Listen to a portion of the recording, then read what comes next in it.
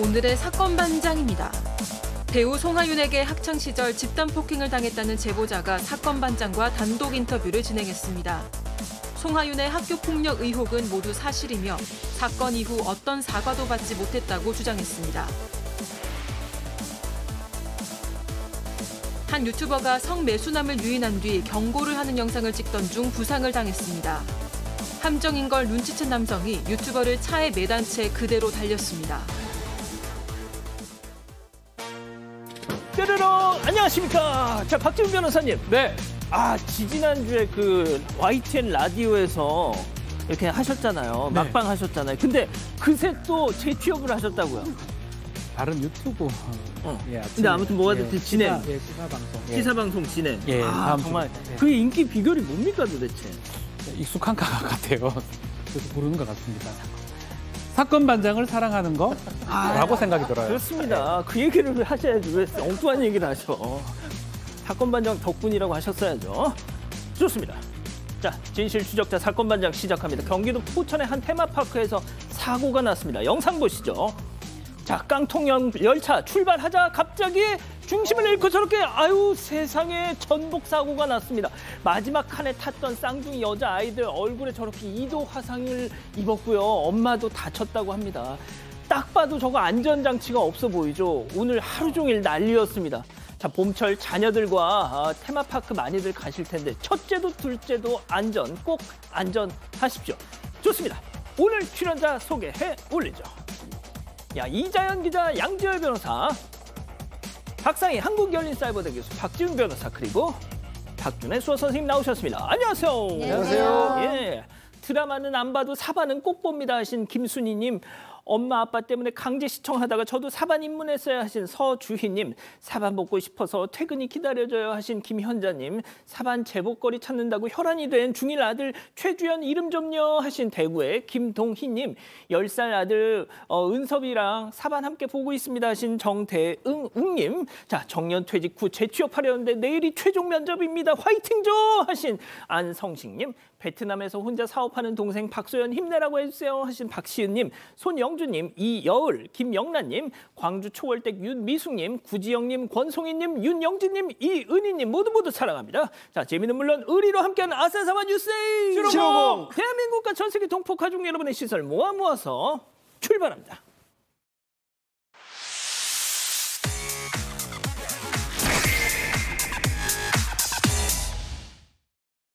첫 번째 달려보죠. 안하 무인 10대들. 이 제목만으로 그냥 내용의 절반 이상이 이미 설명이 돼버린 사건. 영상 만나보시죠. 자, 가게로 학생들 저렇게 입장을 합니다. 우르르 지금 들어왔어요. 자기 집 안방 마냥 벌러덩 시작하죠. 저렇게 누웠어요. 야, 배고프지 않냐? 그러더니 자판기 다가가더니요, 털썩 주저앉습니다. 그래서 뭐 하냐? 물건 나오는 저 구멍에다가 팔을 넣어서 휘적휘적하죠. 자, 그런다고 나올 리 있겠습니까? 멍청한 녀석들이 뭐 머리 맞대봤자 뾰족한 수가 나오겠습니까? 결국 포기합니다. 잠시 후 저렇게 발에 난 상처를 벅벅 막 긁는데 갑자기 테이블 쪽에다 저걸 진짜 이자 아니냐, 테이블 밑에다가 좀 하고 또 이 의자 쪽에도 저렇게 뭘 묻힙니다. 진짜 자기 그러더니 자기 손에 묻은 것도 아주 책상에다가 저렇게 진짜. 자, 자판기 털려다 그만둔 건 알겠는데 테이블이랑 의자에 뭐 하는 짓일까요? 저게 지난 2일 새벽 4시 반쯤입니다. 경기 성남시에 있는 한 무인 커피숍인데요. 10대 정도로 추정되는 남성 2명 그리고 여성 2명이 들어왔습니다. 자판기에서 음료 절도를 막 시도하다가 잘 안 되더니 저렇게 앉아서는 자신의 상처에서 나온 피를요, 저렇게 테이블이랑 의자에 묻힌 겁니다. 이뿐만이 아니었고요. 그 외부 음식을 가져와서 다 먹고 쓰레기는 또 그대로 두고 갔다고 합니다. 그래서 이 모습을 본 제보자가 이제 CCTV를 캡처해서 얼굴은 가리고 그걸 매장에 붙여놨답니다. 이 7일까지 와서 사과해라라는 말도 함께였는데 근데 지난 4일이랑 6일에 2번이나 이 매장에 실제로 왔었거든요. 근데 사과는커녕 사진 속에 있는 자신들 얼굴만 도려내고 몇 시간씩 휴대전화 충전만 하다 갔다고 합니다. 진짜 얼굴 도려냈네. 저 부분만 찢어낸 거죠. 이 제보자가 이 건물 전체가 12시만 되면 문 닫는데 굳이 지하 주차장 통해서 들어온 것 같다. 이 사과만을 바랐던 거라서 경찰 신고는 살짝 고민되는 상황이다 전했고요. 그러면서도 이렇게 얘기했습니다. 이런 청소년들 있다고 해서 일반화되지는 않았으면 좋겠다 하는 우려도 함께 전했습니다. 얘네들 아주 그냥 선수네요. 자기들 얼굴 나온 거 알고 그거 부분만 떡 떼어다가 보란 듯이 말이죠. 알겠습니다. 자, 다음 이어가죠. 주차 차량의 드르륵입니다. 사방가족께서 제보해 주셨는데요. 길가에 차를 두고 밥을 먹고 왔더니 이런 튀꺼서 타는 일이 벌어졌다는 겁니다. 만나보시죠. 자, 차량 뒤쪽으로 다가오는 저 검은 그림자. 뭘까요? 목장갑에 손에 뭘 쥐고 있어. 자, 트렁크 쪽을 드르르르르르르. 다른 쪽 블랙박스 한번 볼까요? 드르르르르르 하는데 아이고야 할아버지네. 아이고야 이런 차 문을 드르르 긁었어. 자, 이번엔 반대편 블랙박스. 뭘 또 설마 여기까지? 또 지나갔어. 자, 긁고 돌아서는 이 할아버지의 얼굴이 정면에 딱 저렇게 찍혔습니다. 저희가 불러는 했지만 말이죠. 자, 박 변호사님. 예. 블랙박스가 보통 차량 앞뒤로만 있는데 제보자 차에는 좌우에도 있었답니다. 아주 그냥 딱 걸려서 임자 만났어. 아주 그냥. 그래서 이 할아버지의 얼굴이 이제 알 수 있는 상황이죠. 뭐 공개는 안 하고 있지만 여기서는. 사실 저 사람은 누구냐? 할아버지. 상습적으로 저렇게 그냥 쭉쭉 끊는 사람은 아니고요. 예. 저게 살고 있는 집주인이라고 합니다. 예? 집주인인데 사실은 3월 30일 날 있었던 일인데 식사 때문에 주차를 좀 해놨는데 아마 이 근처에 살던 사람이 자신의 차량이 원래 있어야 되는데 다른 차량이 있으니까 그런 거에 대한 불만을 갖고 아마 쭉 이렇게 손괴를 했던 걸로 보입니다. 그래서 사실은 얘기를 하면 되죠. 말로 하면 하면 되지. 되죠. 어느 정도 손괴가 됐냐 하면 지금 한 400만 원 정도 견적이 나와요. 아이고 큰일 났네. 문하고 뭐 이런 것들 뒷문 트렁크까지 쭉 이렇게 긁힌 흔적이 있기 때문에 400만 원 수리비가 나왔고 아이고. 이거는 사실 특수재물손괴죄 같은 게 성립할 수가 있고요. 처벌받아야 됩니다. 아이고. 좀 불쾌할 수는 있지만 예를 들어서 좀 빼달라고 얘기하면 뭐 전화번호도 있으니까 빼주죠 당연히. 이런 게 좀 아쉽다 그러고 또 경찰 얘기 따르면 좀 할아버지 자주 저게 반복을 하는 것 같아요. 그래서 또 제보를 했다고 합니다. 아유 그렇구나. 알겠습니다. 다음 이어가죠. 자, 선우, 은숙, 유영재, 파경입니다. 2022년 10월 8일 만에 초고속 결혼을 했던 두 사람. 파경도 1년 6개월 만에 초고속이었습니다. 부부가 예능에 나와서 아주 그냥 깨를 볶은 게 며칠 전까지만 해도 그랬는데 그래서인지 이런저런 소문도 많던데 말이죠. 자, 이 기자 특히 유영재 아나운서의 사생활과 관련된 얘기가 좀 나온다고요? 네, 한 연예 관련 유튜버가 그 이른바 양다리 의혹을 제기했습니다. 유영재 아나운서가요. 선우은숙 씨와 결혼하기 불과 한 2, 3주 전까지 사실혼 관계의 여성이 있었다. 이 여성과 함께 서울 목동에 있는 한 오피스텔에서 같이 살았다. 이런 내용입니다. 그 여성이 2022년 8월에서 9월 사이에 전 남편 장례 문제 같은 걸로 지방에 내려갈 일이 있었는데 그 사이에 선우은숙 씨를 만나서 초고속으로 혼인신고를 했다는 겁니다. 현재 유영재 아나운서 측은 외부 연락은 받지 않고 있고요. 이 선우은숙 씨 소속사 측에서는 사적인 부분 아는 바가 없다. 조심스러운 입장입니다. 이런 가운데 한 문화부 기자는 이 두 사람이 알려진 것처럼 협의 이혼한 게 아니라 재판 이혼했다고 주장을 하고 있는데 이 둘 모두 얼굴이 알려져 있기 때문에 협의 이혼할 경우에 이 법원에 함께 출석을 해야 하고 그럼 내용이 알려질 수밖에 없었다는 겁니다. 그렇기 때문에 이 두 사람이 재판 이혼 거쳐서 조정 단계에서 마무리됐다고 설명하기도 했습니다. 그 배우 이영하 씨하고 이혼하고 나서 뭐 유영재 아나운서랑 딱 다시 재결합하고 막 그 집에 뭐 신혼집에 막 그 뭡니까? 카메라 같은 거 해서 막 부부 예능을 찍었었단 말이죠. 그렇죠. 만남에서 재혼 신혼여행까지도 다 사실 예능 프로그램을 통해서 공개를 했기 때문에 사실 그거를 봤던 팬들도 좀 깜짝 놀랐죠. 근데 이제 뭐 그 사이에 뭐 티격태격하는 모습을 보면서 그래 그때 그게 바로 그 전조 증상이었어. 막 이런 얘기도 하고 있어요. 게다가 또 지금 유영재의 사생활 논란까지 불거졌죠. 겉으로 이제 내세운 원인은 성격 차이라고 뒀는데 정말로 원인이 뭐냐에 대해서 많은 의견이 있습니다. 하지만 과도한 추측이나 억측보다는 이제 각자 걷기로 한 만큼, 각자의 길을 걷기로 한 만큼 응원이 더 필요하지 않을까 싶습니다. 알겠습니다. 자, 다음 또 이어가죠. 도로 위 얍삽이들. 예, 얍삽. 자, 도로 위에서 아주 그냥 얄밉게 구는 운전자들 특집입니다. 만나보시죠. 자, 꽉 막힌 도로. 저 앞에 가던 저 흰색 차. 공사 중인 갓길로 가는데 드럼통이 쓰러져도 그냥 밟고 그냥 우르르 하면서 마치 서부 영화처럼 모래바람을 일으키면서 저렇게 뿌잉 가버리는데요. 저기 괜히 막아놨겠습니까? 저기로 다니지 말라는 건데 그렇게 정 급하면 어제 출발하든가. 그러게나 말입니다. 저 영상이 지난 6일에 온라인 커뮤니티에 올라온 겁니다. 보신 것처럼 이제 도로가 좀 막히고 있었고 앞에 신호까지 대기해야 되는 상황이었는데 이 게시글을 올린 사람 앞에서 저렇게 도로를 막아놓은 드럼통을 밀어버리고 공사 중인 구역으로 가는 차가 딱 찍힌 겁니다. 사실 이거 도로교통법 위반에 해당한다고 봐야 될 것 같고요. 도로교통법 위반을 떠났어요. 예. 공사 중이라는 얘기는 뭐예요? 저기 장애물이 있을 수도 있고요. 사람이 있을 수도 있습니다. 시야가 제대로 확보되지 않은 상태에서 저렇게 가다가 만약에 누가 다치기라도 하면 어떻게 하겠어요? 그냥 신호까지도 무시하고 저렇게 갔답니다. 그러니까요. 자, 이번에는 사방가족께서 제보해 주신 영상 만나보시죠. 자, 왼쪽 좌회전 차선에 한 택시가 저렇게 들어옵니다. 자, 잠시 후 말이죠. 신호대기 중에 파란불 딱 들어오죠. 자, 오른쪽에 있던 차들 줄줄이 직선 앞으로 가죠. 그때 좌회전 차선에서 직진으로 슝 끼어들기 깜빡이 켜고 나도 들어갈래 끼어들기 시도. 택시 탓에 자, 급정거 설마 뒤에 차가 박는 건 아니겠죠? 괜찮아. 박았어. 뒤에 꽝 했어. 아이고 또 꽝 했어. 자, 그런데도 택시는 이 원인 제공한 택시는 니들끼리 알아서 해 난 몰라 하듯 전에 슝 가버립니다. 진짜 박 변호사님 너무 얍삽하다. 얍삽하다. 자, 택시가 좌회전 차선을 받고 있었죠. 신호를 받고 있었는데 직진 차선으로 갑자기 변경하는 바람에 뒤따라오던 차량들이 급정거하는 상황에서 추돌 사고가 일어난 상황입니다. 지금 우리 진행자 얘기한 것처럼 정말 얍삽하다 이렇게 볼 수가 있는데 법적으로 좀 따져봤을 때 난폭 운전이 되게 가능하냐 이 부분이 좀 문제될 수 있는데 문제는 난폭 운전은 어떤 위반을 반복적으로 쭉쭉 해야 됩니다. 중앙선 침범 반복, 과속 반복, 끼어들기 반복 이런 해야 되는데 한 차례 지금 한 거거든요. 그리고 또 문제가 뭐냐면 항상 앞차 뒤차는 안 돼! 그 말 하지 마! 유지를 해야 돼. 그 말 하면 욕먹어. 유지를 해야 되는 부분 때문에 사실은 앞뒤 차량의 문제라고 보고 분명히 이 모든 사고의 원인은 저 얍삽한 택시가 제공한 건 맞는데 법적인 부분을 따져봤을 때는 책임을 좀 묻기가 쉽진 않아 보여요.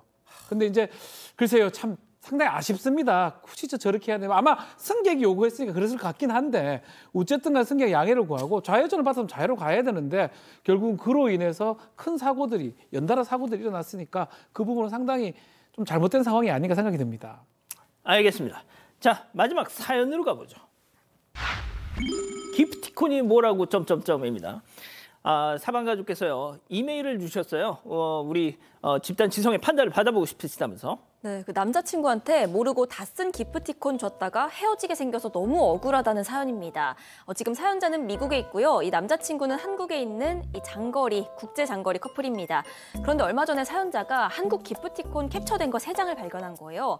사연자는 미국에 있으니까 이걸 쓸 수가 없으니 그 남친 보내주면서 이거 내가 쓴 건지 안 쓴 건지 잘 모르겠는데 한번 확인해보고 당신 쓸 수 있으면 써 했다는 겁니다.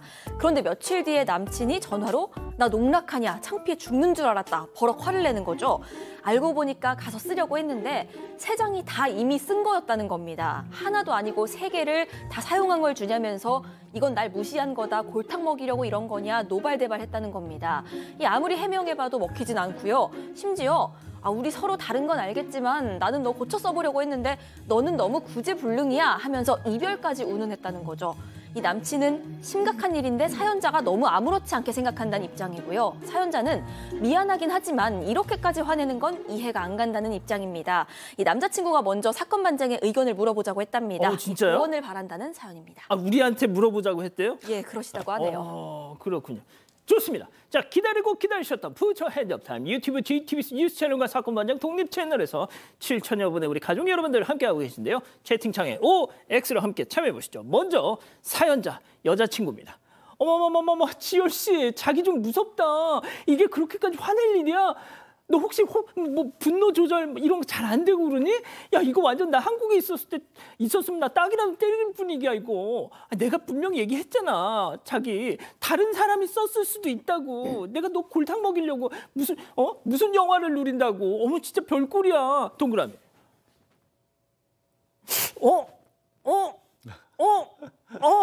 예. 자 계속 들어보세요. 다음 남자친구. 뭐? 별꼴? 내가 오늘 얼마나 개망신 당했는 줄 알아?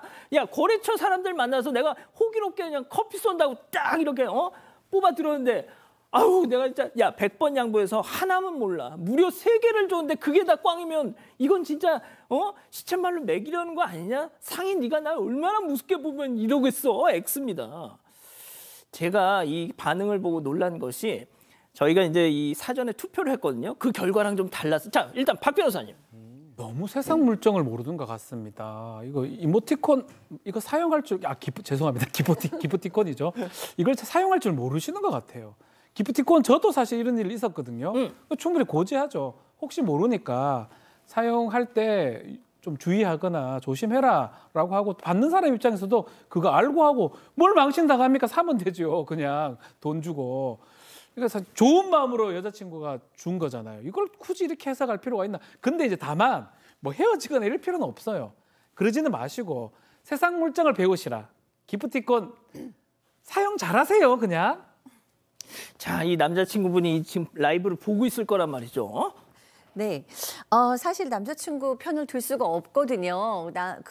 이해가 진짜 잘 안 되는데, 근데 말을 세게 할 수는 없어요. 왜냐하면 사건반장 사반 가족이기 때문에 말을 세게 할 수는 없어요. 근데 기프트콘이 뭐라고 그게 그렇게 뭐 구제불능이라서 고쳐 쓰는 거 아니다 이렇게 화를 낼 정도라는 게 저는 사실 정말 이해가 안 돼요. 다만 사건반장을 좋아하는 가족이라면 그렇게까지 분별을 못 하실 것 같지는 않은데 싶어서 혹시 이 기프트콘 사건 전에 여러 가지 일들이 있었나 하는 게 궁금하니까 있으셨다면 좀 저희에게 알려주셨으면 정말 궁금해서 왜냐하면은 사람은 고쳐 쓰는 거 아니라던데 내가 여러 번 봐줬다 뭐 구제불능이야 이런 걸 봐서 여자친구는 이 기프트콘 때문에 화가 났지만 남자친구는 그 전에 다른 거 가지고 화가 났나? 라는 생각이 들었고 기프트콘만으로 정말 얘기하는 거라면 남자친구가 속이 너무 좁다. 자, 양 변호사님. 물론 뭐 사건반장 제작진이 각색을 했겠지만 저 받은 기프티콘을 가지고 거래처 사람들 앞에서 저희 각색하지 않았습니다. 알았어요? 이번 건 안 했습니다. 아니 받은 기프티콘을 거래처 사람들 앞에서 꺼내서 쓰려고 했다는 것부터 저는 좀 뭐지? 그거는 제가 지어낸 얘기입니다. 꼭 각색했네. 맞네요. 아니 그러니까 이 원래 내용 자체는 이자연 기자가 소개한 그 내용 그렇죠. 자체는 그러니까 저는 그 상황 자체도 이해가 잘 안 가고요. 저도 이제 박상희 소장이랑 같은 의견인데 굳이 추가를 하자면 그 여자친구분의 마음 자체가 의도가 뭐였느냐를 봐야 될 거 아니에요. 이게 구제불능이라는 게 뭐 조심성이 없다거나 뭐 좀 실수를 많이 한다든가 그런 정도라면 하지만 의도는 좋았기 때문에 그걸 잘못했다고 탓하기는 어려울 것 같고 오히려 저는 이 상황이면 여자친구가 나 너 같은 사람이랑 못 사귀겠어라고 얘기를 나오는 게 그게 보통의 상황 아닐까 싶고요. 한 가지 혹시 우리 사건반장 보시는 분들 위해서 말씀드리자면 저런 일들이 가끔 있거든요. 예. 그 기프티콘요 다른 분한테 전달할 때 본인이 받은 선물함이 들어가면 사용한 건지 안 건지 다 나옵니다. 확인할 수 있습니다. 그거 확인하시고 선물하세요. 그런 거 있습니다. 좋습니다. 네, 저희 가족분들도 방송 전에 투표를 받아봤는데요. 말씀하신 것처럼 댓글창 분위기랑 또 약간 달랐습니다. 56%가 주는 사람이 확인했어야죠 하셨고요. 44%는 미리 말했잖아요. 받을 사람이 확인하고 썼어야죠 하셨는데 이 실시간 댓글도 좀 전해드리자면요. 콩콩이님, 뭐 그런 걸로 화를 내세요 하셨고요. 이혜승님, 미리 화냈는데 그렇게 화낼 일인가요? 제가 여자친구였음 제가 헤어지자고 했겠어요 하셨습니다. 얼빈얼짱님, 헤어지세요. 제가 좋은 남자 소개해드릴게요 하셨는데 쭈박이님, 한 개도 아니고 3개면 열받긴 하죠 하는 의견 주셨습니다. 좋습니다. 자, 사건반장 제보 메일과 카카오톡 사건반장 제보 채널에서는 많은 사연과 제보 기다리고 있습니다. 자, 요즘 봄철이 되면서 동네에 이런 전단지 붙은 거 많이 보셨을 거예요. 45인승 관광버스 타고 원주 소금산 태안튤립 박람회 안면도 전망대 등 전국 유명 관광지 축제 관광 당일치기로 말이죠. 특별 행사가 단돈 2만 원으로 모시겠습니다. 자, 저 내부자가 제보를 주셨어요. 60세 이상 어르신들 대상으로 관광 중간에 어떤 공장 같은 데 들러서 건강식품, 건강기구 팔아먹는 그런 관광 상품이라고 말이죠. 이제 서울 노인들은 잘 속아 넘어가지 않아가지고 지방 노인들 대상으로 저짓을 많이 한답니다. 또 10,000원이라고 하면 너무 싸서 의심을 하니까 일부러 20,000원이라고 한다는 거예요. 자, 어르신들 싼 데는 이유가 있습니다. 이런 전단지 보고 따라가시면 큰 낭패를 보신다는 거 꼭 기억해 주십시오.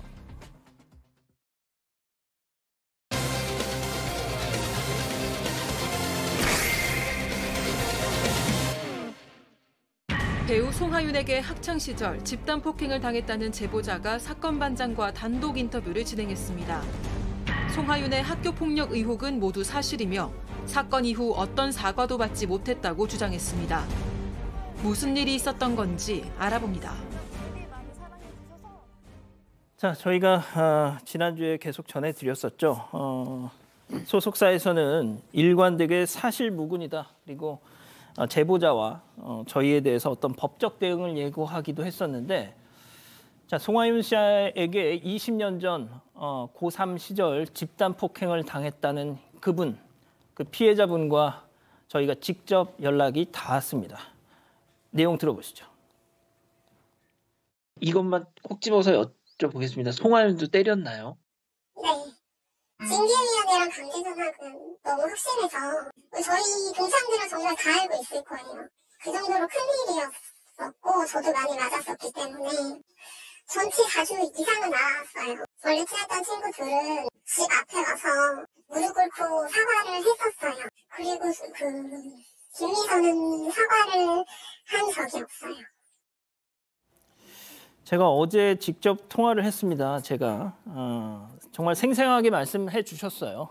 네, 단독 인터뷰인데요. 일단 그 폭행 가해자가 여러 명입니다. 그중에 여학생 2명은 원래부터 친하게 지냈던 친구들이었고 그 일이 있기 전까지는 아무런 문제가 없었다고 합니다. 그런데 중간에 이제 송하윤 씨가 전학을 오게 됩니다.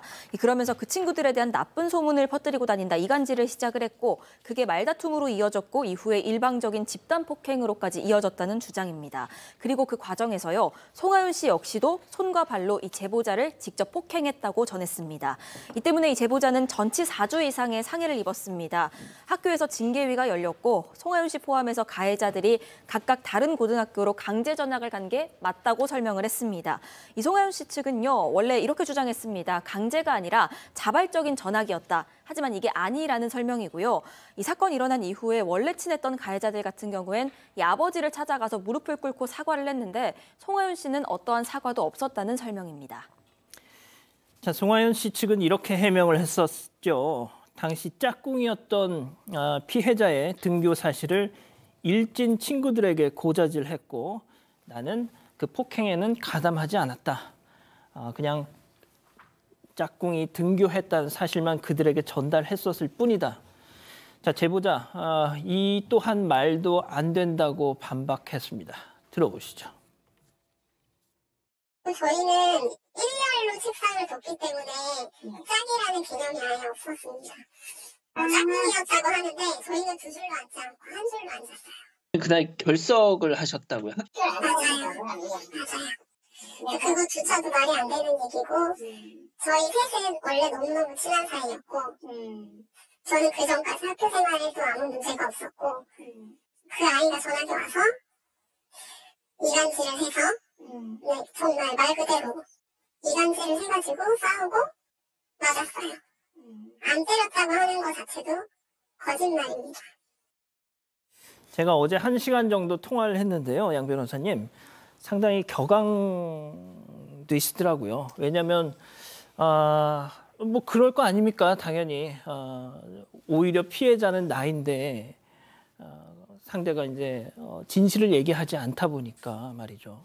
그렇죠. 지금 사실 이제 피해자의 입장에서는 송하윤 씨가 가장 이제 심각한 문제의 원인을 제공한 건데 지금 송하윤 씨의 입장부터 먼저 말씀드리자면 이런 겁니다. 소속사 측에서는 송하윤 씨는 폭행에 가담한 게 아니라 가해 학생들은 따로 있었고 그 가해 학생들에게 당시 짝이었던 피해자가 학교에 왔다는 사실을 알린 것밖에 없다. 하지만 그게 연루됐다면 연루된 거고 연애 활동에 지장이 있을까 봐 일부러 전학을 갔다라는 게 이제 소속사 측의 송하윤 씨 측 소속사 측의 입장입니다. 3명인데 근데 여기에 대해서 피해자의 반박이 이런 겁니다.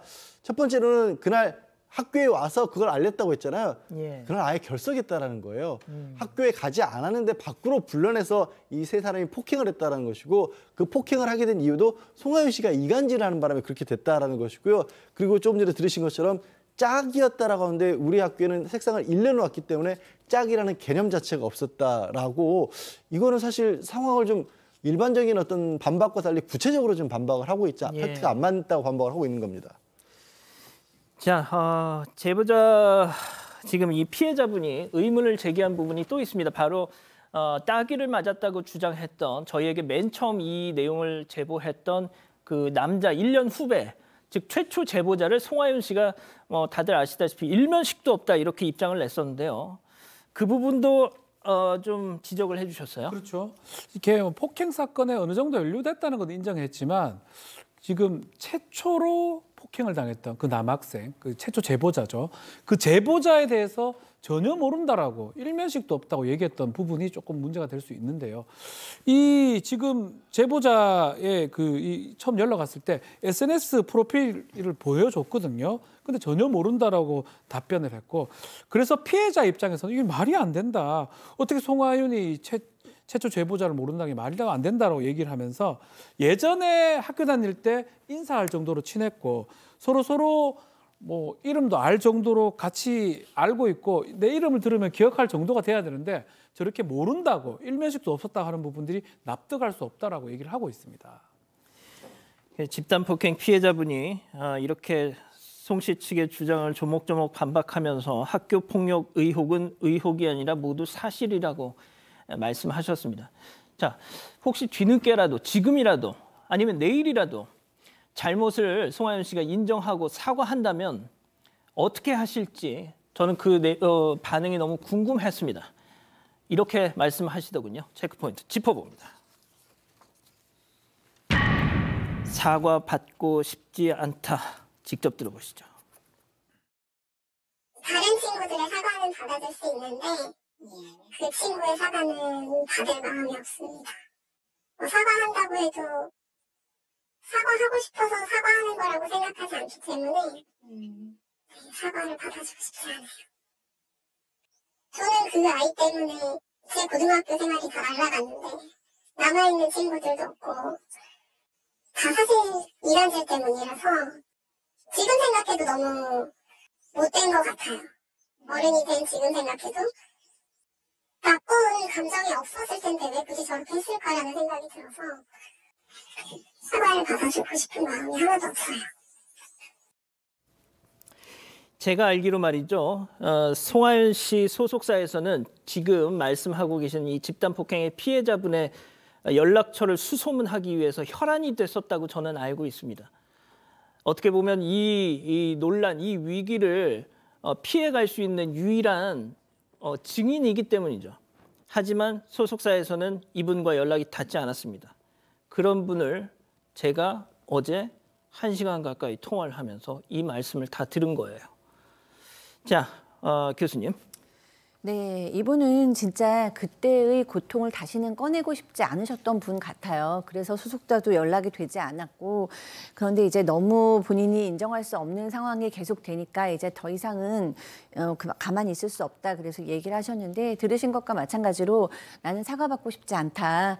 그러니까 사과를 받아도 그 사과가 진심이 아니기 때문에 받고 싶지 않다고 했고, 그동안은 이제 송하윤 씨가 출연했던 드라마는 보지 않았대요. 근데 이분도 그 예능을 보고 너무 좀 충격을 받았다고 얘기를 했고, 아까도 얘기했듯이 나는 내 고등학교 시절은 다 날라갔고 친구들하고도 다 어긋났는데 왜 그렇게 나를 이간질했는지 그게 굉장히 궁금하다고 얘기하셨어요.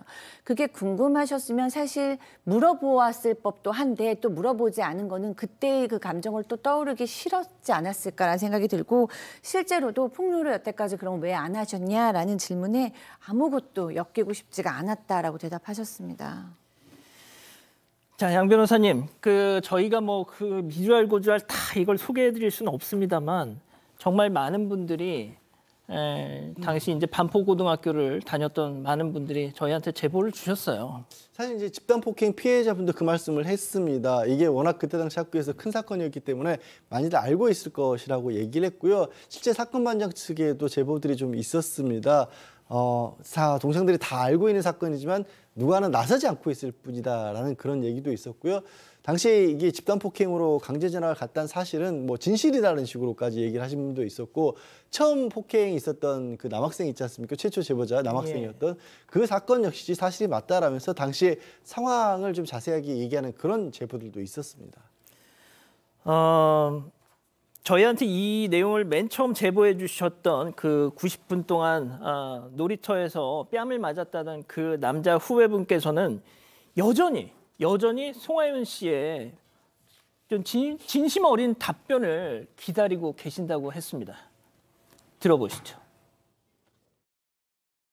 본인이 저지른 일에 일말의 죄책감도 없이 모르쇠로 일관하는 것은 송하윤 씨에게 피해 입은 모든 피해자들을 모욕하고 책임을 회피하며 과거를 부정하는 것과 다를 것이 없습니다. 해당 사건과 관련하여 정말로 이 모든 것이 사실무근이고 결백하다면 제가 누군지 명확하게 알고 계실 테니 허위사실 유포와 명예훼손으로 고소하시길 바랍니다. 그것이 아니라면 지금이라도 인정하고 사과하시길 바랍니다. 그래야 대중들도 한때의 잘못이라고 생각하며 누나를 용서하려 노력하지 않을까 생각됩니다. 자, 제가 이 말씀을 꼭 드리고 싶어요. 일부 매체에서 90분 폭행 사건의 시점을 저희가 지난주에 8월이라고 보도했던 걸 놓고 날짜가 틀렸다 뭐 이런 의구심을 제기하고 계시더라고요. 자, 제보자는 말이죠. 저희한테 맨 처음 이렇게 말씀하셨어요. 하복을 입고 있었다. 정확히 기억 안 나지만 8월 혹은 9월쯤으로 기억한다. 그래서 저희가 그냥 8월로 그때 전해드렸던 건데, 자, 20년 전 사건의 어떤 정확한 시점까지 기억하라는 건 조금 무리한 요구일 수 있습니다. 자, 교수님 마지막으로 좀 저희가 앞서도 말씀드렸지만 소속사에서 사실무근이다, 그리고 법적 대응 이런 걸 예고를 했었는데 아직까지는 저희한테 뭐 전달된 내용이 없거든요. 네. 정리를 해주시죠. 네, 그랬었죠. 그 송하윤 씨 소속자에서 강경하게 나왔었습니다. 뭐 저희의 방송과 후속 보도가 다 사실이 아니고, 그다음에 향후의 본건 사실관계 확인과 법무법인 법률을 검토해서 제보자 민형사상 조치, 그리고 사건반장 방송금지 가처분 등 모든 조치를 고려하고 있다라고 밝혔었죠.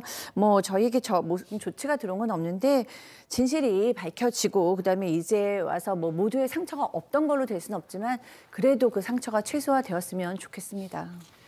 자, 이 송하윤 씨 측에 말씀 꼭 드리고 싶은 게 있습니다. 방송 이후 오늘 사건 반장이 끝나고 나면 꼭 추가 입장을 내주셨으면 좋겠어요. 이 사실무근 이런 했던 말씀 말고 진솔한 사과와 용서를 구하는 내용으로 말이죠.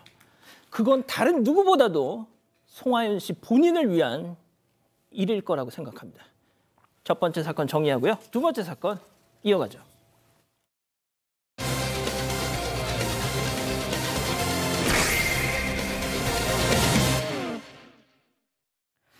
지난 5일 밤 경기도 김포의 한 유흥가입니다. 남성 2명이 흰색 차량으로 거침없이 걸어가서 운전자와 대화를 시도합니다. 손 여기 들어갔습니다. 장치 마세요. 장치 마세요. 장치 마세요. 그런데 무슨 영문인지 이 운전자 갑자기 풀 엑셀을 밟고 한 남성을 매단 채 그대로 달리기 시작합니다. 얼마 뒤 남성은 도로에 내동댕이 쳐졌는데요. 대체 두 사람 사이에 무슨 일이 있었던 걸까요?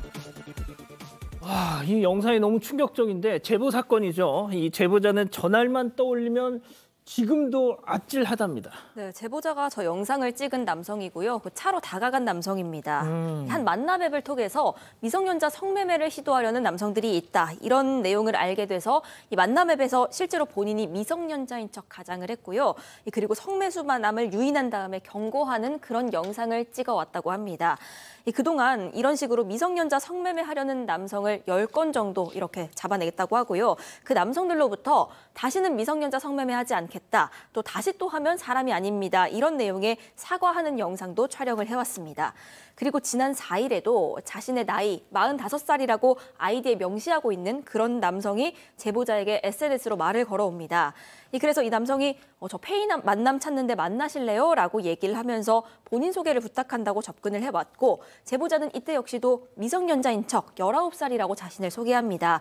그리고 실제로 약속을 잡았습니다. 다음 날인 지난 5일에 이 남성이 어디로 가면 되나요? 라고 문자를 보내길래 이 경기도 김포에 있는 한 유흥가 여기 앞에서 만납시다 하고 약속 장소를 정했습니다.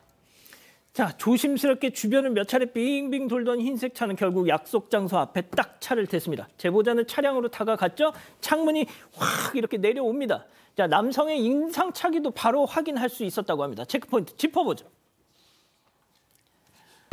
45살 양복남. 자, 번지르르한 양복을 입은 남성이었는데 이 양복남은 당연히 19살 미성년자를 만나는 줄 알았겠죠. 그런데 웬 40대 아저씨가 저벅저벅 차 앞으로 걸어온 겁니다. 당시 상황 직접 만나보시죠. 빨리 와. 저거야. 저기 스포츠죠.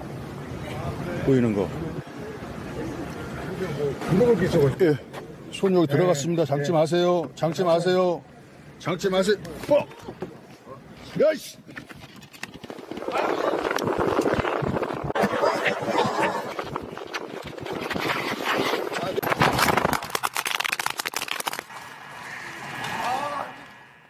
와, 이게 바디캠인가요? 아니면 휴대폰을 이렇게 들고 갔던 거죠? 휴대전화를 이제 카메라를 켠 상태에서 접근했던 겁니다. 물어볼 게 있다라고 하면서 이제 저거를 이제 차량 안에 넣어서 남성 쪽을 촬영하려고 시도를 한 것 같습니다. 그런데 그렇게 하니까 그리고 이제 남성이 도망가려고 했다라는 거예요. 그래서 이 오른손을 집어넣어서 운전대를 잡으려고 했답니다. 이 제보한 사람이. 그랬더니 갑자기 이제 뭐 지금 엑셀을 밟아서 도주하려고 하길래 왼손을 다시 집어넣었다는 거예요. 그리고 양손이 다 들어가 있는 상황이잖아요. 그 상태에서 그냥 출발을 했던 겁니다. 그래서 차량에 보신 것처럼 매달린 채 달려갔던 겁니다. 자, 무려 시속 100km 8주 진단이 나왔답니다. 저거 좀 보세요. 지금 차에 매달려서 지금 영화 찍는 것처럼. 네, 좀 끔찍하고 좀 무섭네요. 보통 이제 사람이 매달려 있으면 차량을 세워야 되고 손을 뺄 수 있도록 창문을 내려주는 게 맞는데 이 남성은 계속 달렸고 욕설도 했다고 해요. 노라고. 그러니까 이대로는 내가 죽겠구나 싶었다고 합니다. 근데 이제 속도를 더 내면서 결국에는 창문을 탁 열어버렸대요. 그러면 창문을 탁 열려면 그대로 굴러 떨어지잖아요. 그래서 굴러 떨어진 거고 굴러 떨어지면서 이제 차 뒷바퀴가 스쳐 지나가서 머리카락이 뭉텅이로 빠졌고 또 뒷바퀴하고 발목이 부딪혀서 발목이 부러지고 어깨, 팔 이런 데 다 많이 다쳤대요. 그래서 전치 8주 진단을 받았고 지금도 하루에 3번씩 통증 완화되는 주사를 맞고 있다고 합니다. 자, 제보자는 궁금하대요. 왜 저렇게 죽기 살기로 풀 악셀을 밟으면서 도망치려고 했던 걸까? 머릿속에 번뜩 스치는 무언가가 있었답니다. 제보자 얘기 직접 들어보시죠. 외향적인 것도 그렇고 또 딱 보면 그게 있잖아요. 공무원 같은 느낌.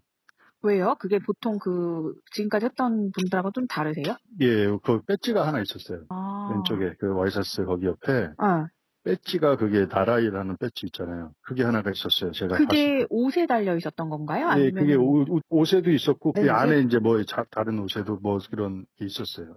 그리고 그렇게 도망가야 될 이유가 없거든요. 사실은 그렇게 너무나 뭐 죽기 살기로 사람을 죽을 뻔한 상황을 만들면서까지 도망갈 수 있는 게 과연 있을까? 뭐 굳이 공무원 아니어도 저 상황 되면 뭐 도망갈 수 있겠죠. 도망갈 수도 있겠죠. 근데 이제 설명에 따르면 대부분 이렇게 얘기를 하면 잘못했다, 앞으로 안 그러겠다, 미안하다, 뭐 이런 식으로 얘기하고 마는데 이 사람은 좀 달리 대처했던 그 부분이 좀 놀랍다라고 하면서 이제 본인이 봤던 거는 뭐 배지라 그럽니다. 나라 일하는 공무원 배지. 그 또 차 안에 옷도 있는데 그 안에도 배지 같은 게 있어서 혹시 공무원 아니냐. 공무원이기 때문에 자신의 신분을 감추기 위해서 또다시 이렇게 무리해서 도망간 것이다 라고 지금 얘기를 하고 있는 거고요. 근데 뭐 공무원이라고 배지 다는 것도 아니고 공무원 아닌 사람도 달기도 하기 때문에 이 부분 아직 확인을 좀 해봐야 될 부분입니다. 자, 양 변호사님, 요즘 뭐 이런 컨셉트로 유튜브 하시는 분들 많잖아요. 그래서 이게 경찰이 해야 될 일을 대신해 준다 해서 막 뭐 좋아하는 쪽도 있고 이건 일종의 자경단이다, 이건 아니다 하시는 분들도 있고 말이죠. 네, 여러 가지 의견이 있을 수 있습니다. 그리고 뭐 굉장히 위험한 일인 것만은 분명히 그렇죠. 보여요. 지금 보신 것처럼. 그리고 저렇게 할 수 있는 수사권이라든가 하는 건 없기 때문에 사실 상대방이 어느 정도 저항했을 때는 또 그걸 강제로 제압해서는 안 되는 건 또 맞는데 지금 상황이 이제 결정적으로 문제는 뭐냐면 도주하는 과정에서 차량으로 사람을 다치게 만들어버린 거예요. 굉장히 심각한 상황이지 않습니까? 예. 이거는 또 지금 저렇게 도망간 사람 진짜 할 말이 없는 일이에요. 경찰이 저 영상하고 이제 본인이 촬영했던 영상도 있었고 CCTV도 있었고 분석을 해서 차 번호를 확인을 했고 저거는 차로 사람을 다치게 만든 거 특수상해거든요. 위험한 물건입니다. 저럴 때는 상당히 중한 처벌을 피할 수 없는 상황이라서 아마 곧 잡히지 않을까 싶습니다. 오늘 마침 또 저 도주한 차량의 그 번호판을 확인을 했다고 합니다. 이제 뭐 금방 잡히겠죠. 공무원인지 아닌지도 확인이 되겠죠. 자, 두 번째 사건 정리하고요. 별별 상담소 이어갑니다.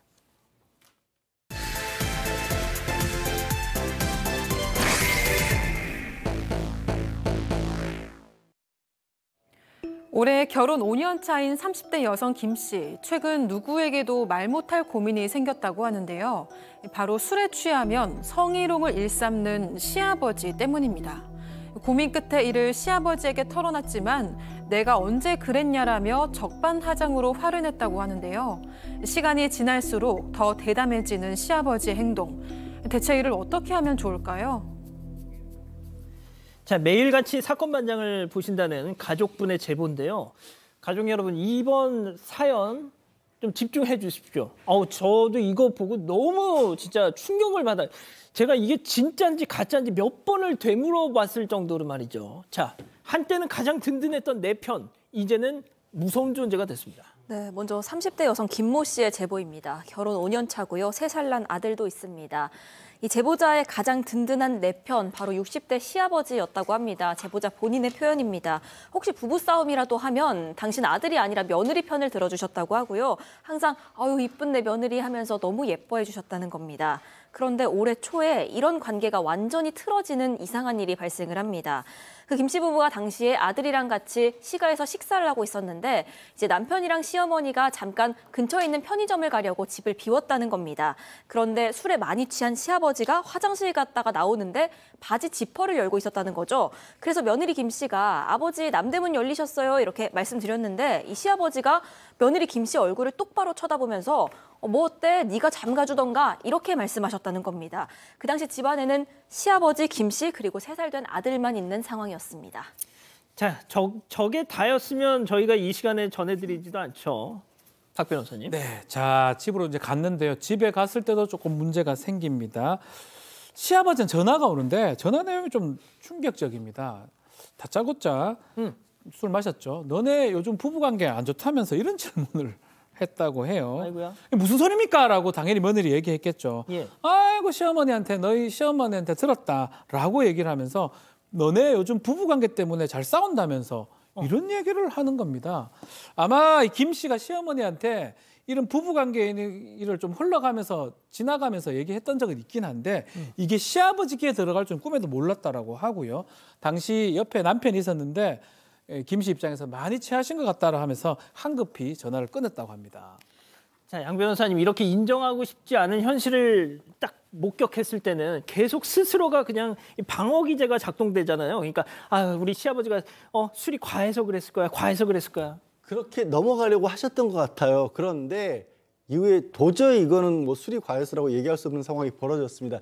시어머니한테 좋은 일이 좀 있어서 바깥의 식당에서 만나서 식사 자리가 있었다고 합니다. 그런데 그 자리에서 이 시아버지가 또 술에 만취했다는 거예요. 근데 갑자기 귓속말로 가까이 다가서 며느리한테 이랬답니다. 난 네가 며느리로 안 보인다. 그래서 쓱 웃었다라는 거예요. 소름 끼치지 않습니까? 전해드리는 제가 다 소름 끼쳐요. 너무 놀라고 황당해가지고 화장실이라도 가야겠다는 자리에서 일어났답니다. 근데 따라와서 시아버지라는 사람이 탄단 소리가 그 공용 화장실이니까 같이 볼일 보자 이랬다라는 이게 무슨 얘기예요? 너무 놀래가지고 말도 안 되는 소리 하지 마시라고 그렇게 화를 냈더니 또 웃더랍니다. 또 씩 웃으면서 아쉽다. 난 너랑 연애 한번 해보고 싶은데 참 아쉽다. 시아버지가 며느리에게 한 얘기랍니다. 이게.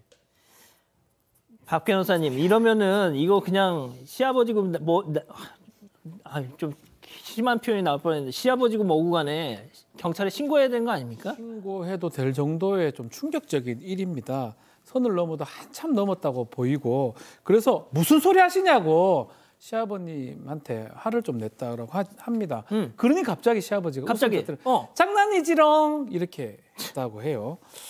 그래서 이게 말이 도대체 안 된다고 봐서 김 씨가 바로 집으로 돌아왔고 남편한테 이 모든 것에 대해서 털어놨다고 합니다. 남편도 화가 나죠. 예. 아버지한테 전화를 걸었고 따졌다고 해요. 따졌더니 다행히 시아버지가 술에 좀 깼던 것 같아요. 제정신이냐라고 오히려 적반하장 화를 내면서 며느리한테 시아버지가 누가 그런 말 하겠냐라고 하면서 왜 사람을 바보로 만드냐면서 오히려 도로 화를 냈다고 합니다. 자, 그러니까 어디 시아버지를 뭘로 본다고 지금 이 며느리가 그런 망발을 나한테 막 이런 식으로 지금 적반하장으로 나왔다는 거잖아요. 네, 그런데 이 제보자로서는 너무 힘들 수밖에 없던 게 지난해까지는 시아버지랑 아무 문제가 없었는데 대체 올해 초부터 나한테 왜 이러시는 건가? 이 부분이 가장 힘들고요. 그런데 또 와중에 아이가 아직 3살입니다. 그런 만큼 어떻게든 좀 잘 풀어나가고 싶었다고 합니다. 하지만 시아버지가 말씀하신 대로 사과는커녕 오히려 버럭 화내고 욕설하는 모습에 굉장히 큰 충격을 받았고 결국 이 제보자 김 씨는 극단 선택까지 고민할 정도로 아주 정신적으로 피폐해진다고 합니다. 그리고 얼마 안 가서요. 정말로 결심을 하고요. 아이랑 남편만 두고 집까지 나갔습니다. 그런데 계속 말씀드리지만 아이가 3살이잖아요. 3살 아이 둔 엄마 마음이 그게 쉽지가 않습니다. 결국 아들이 눈에 밟혀서 이틀 만에 다시 집으로 돌아왔다고 합니다. 자, 양 변호사님.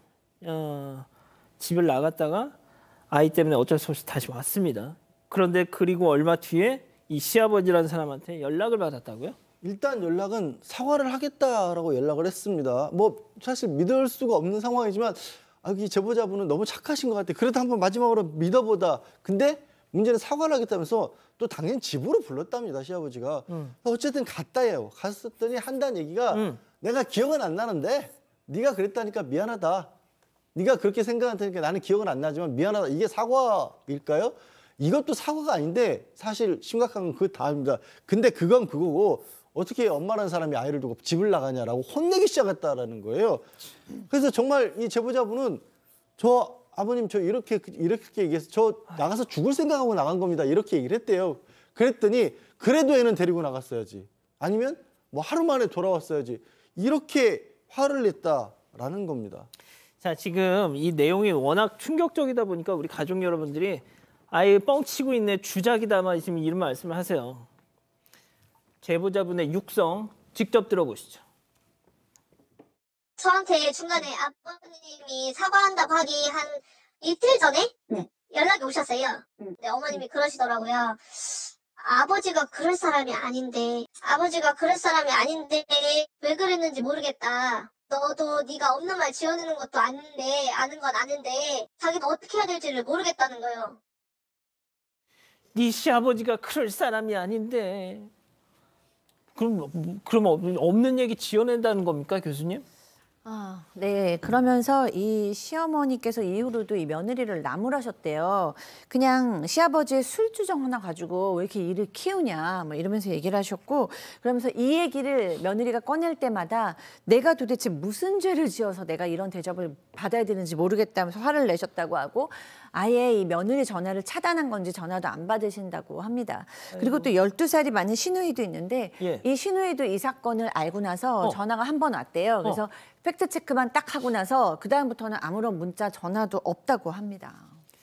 자, 그렇다면 여기서 별별 상담소 오늘의 궁금증 짚어보죠.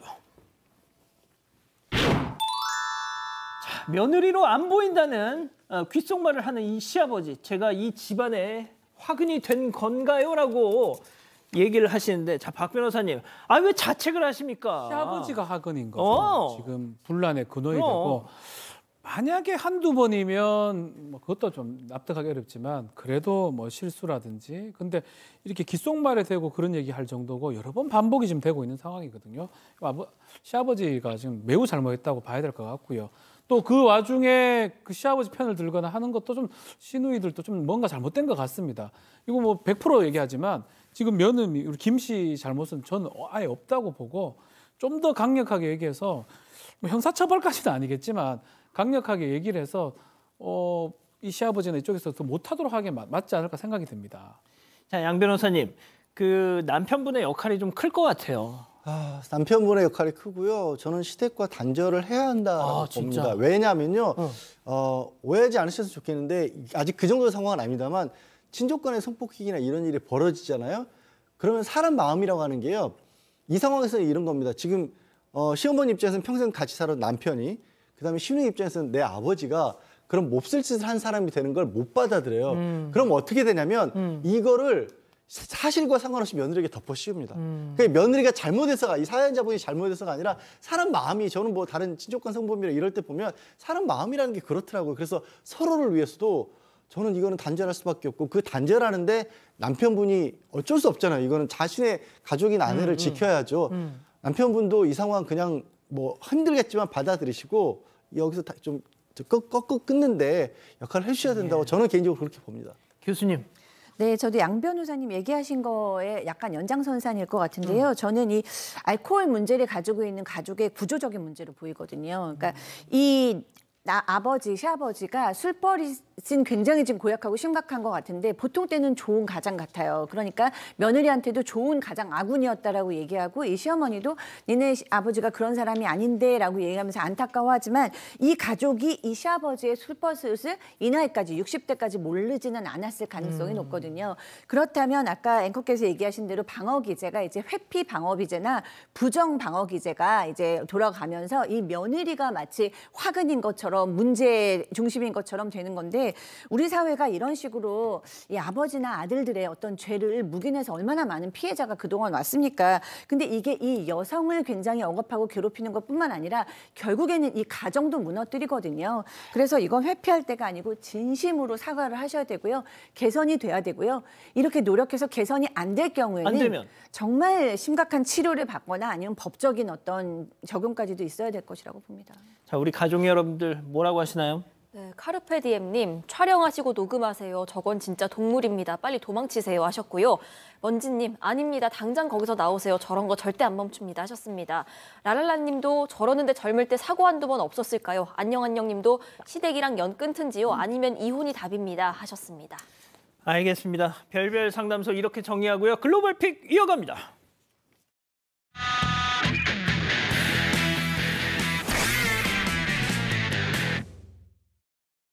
네, 영국의 한 가정집입니다. 마당에서 자전거를 타던 아이가 위를 보더니 갑자기 도망을 치는데요. 아이 머리 위로 이 거대한 컨테이너가 옮겨지고 있었기 때문입니다. 자, 그리고 이 컨테이너를 옮기던 크레인 균형을 잃고 서서히 옮기더니 그대로 집을 덮치고 말았습니다. 네, 이날 작업 당시에 시속 60km가 넘는 강풍이 불었고요. 무거운 컨테이너를 옮기기가 쉽지가 않았다고 합니다. 이 컨테이너는 집 앞을 가로막았고 기다란 크레인은 이 집을 두 동강 내버렸습니다. 지붕이 무너지고 창문이 깨지면서 집 안은 그야말로 쑥대밭이 되어버리고 말았는데 그래도 천만다행히 도망친 아이와 가족들 모두 다친 곳 없이 무사했다고 합니다. 그렇군요. 다음은 인도로 가보시죠. 네, 한 여성이 화려하게 치장한 소 한 마리를 끌고 가고 있습니다. 그런데 이 소 갑자기 달려오던 오토바이 운전자를 냅다 들이받아 버리는데요. 어떻게? 깔려서. 운전자는 또 하필이면 움직이는 트럭 바로 아래로 넘어져 버리고 말았습니다. 와, 이거 뭐 좀 좋아. 그래도 다행히 트럭이 바로 멈춰섰습니다. 멈췄네. 남성은 어리나간 채로 몸을 일으켜 보는데 소를 끌고 온 여성은 이걸 보고도 아무 대처도 없이 현장을 쓱 벗어났습니다. 소 역시도요 이미 저 멀리 도망쳐버린 후였습니다. 얍삽하다. 네, 다행히 남성은 크게 다치진 않았다고 합니다. 다른 행인들이 와서 남성과 오토바이를 좀 챙겨주는 모습인데요. 난데없는 소의 습격으로 이 일대는 한동안 마비가 됐습니다. 미국으로 가보시죠. 자, 경찰과 경찰견이 빈집 이곳저곳을 수색 중입니다. 폭행의 차량 절도까지 지명수배를 받은 용의자가 여기 꼭꼭 숨어있기 때문인데요. 경찰견은 옷가지들이 널브러져 있는 계단을 올라 2층으로 향합니다. 자, 한 침실에 들어섭니다. 한 침실에 들었는데 아무도 보이질 않아요. 안 보여. 그런데 없는 것 같은데? 확신에 찬 경찰견이 이 방에 딱 멈춰서 거친 숨을 내뱉고 있습니다. 그리고 방 곳곳을 살피던 경찰 서랍장 하나를 끌어내고 판자 하나가 뚝 떨어져 나옵니다. 자, 이제 판자가 떨어지는 게 보이실 텐데요. 그대로 문이 하나 드러납니다. 문 있네. 경찰이 그리고 그 문을 툭 밀어보니까 저기 뭐 있는 것 같은데요? 바로 그것은 용의자가 숨어 있었습니다. 있네, 사람 있네. 뭐 들켰으니까 얌전히 두 손을 모으고 나오네요. 예. 감쪽까지 숨은 탓에 하마터면 못 찾을 뻔했는데 경찰에게 뛰어난 후각이 용의자 체포에 한 몫을 한 겁니다. 덕분에 화려한 정과의 용의자 바로 구금됐다고 하네요. 다음은 최근 온라인에서 화제가 되고 있는 영상 함께 보시죠. 아이가 이모와 삽을 가지고 놀고 있습니다. 썰매처럼 삽을 타고 있는데요. 이모가 잠깐 손잡이를 놓는데 아이는 계속 삽날을 콩콩 밟으면서 장난을 칩니다. 그러다가 이번엔 저기 껑충 오르는데 안 돼! 자, 삽 손잡이가 이마를 쿵 때려버리고 맙니다. 이거 만화에서 많이 그러게요. 나오는 아이는 그대로 뒤로 벌러덩 나자빠져 버립니다. 그 상태로 한바탕 울음이 터졌는데요. 게다가 제대로 맞았으니까 얼마나 아팠겠어요. 위로를 해줘도 모자랄 판에 이모들이 웃음이 터지는 바람에 아이를 더 서럽게 만들었습니다. 그리고 아이 이마에는 달게 많은 큰 혹이 떡하니 다리를 잡았습니다. 아이고. 다행히 머리에 이상은 없었다고 하는데 눈물이 멈추지가 않았다고 하네요. 그렇군요. A great night's sleep, night after night after night. That is the difference. The difference is temper. 익스트림! 애들이 달려요. 계속 달려요. 그래서 우리 체력도 달려요. 육아 체력 빌리셔야겠네요. 지치지 않는 육아 체력엔 익스트림 블랙마카. 세상의 모든 체력. 사랑하는 사건반장 가족의 여러분, 행복한 밤 보내시고요. 저희는 내일도 사반 750 저녁 7시 50분에 다시 옵니다. 안녕히 계십시오.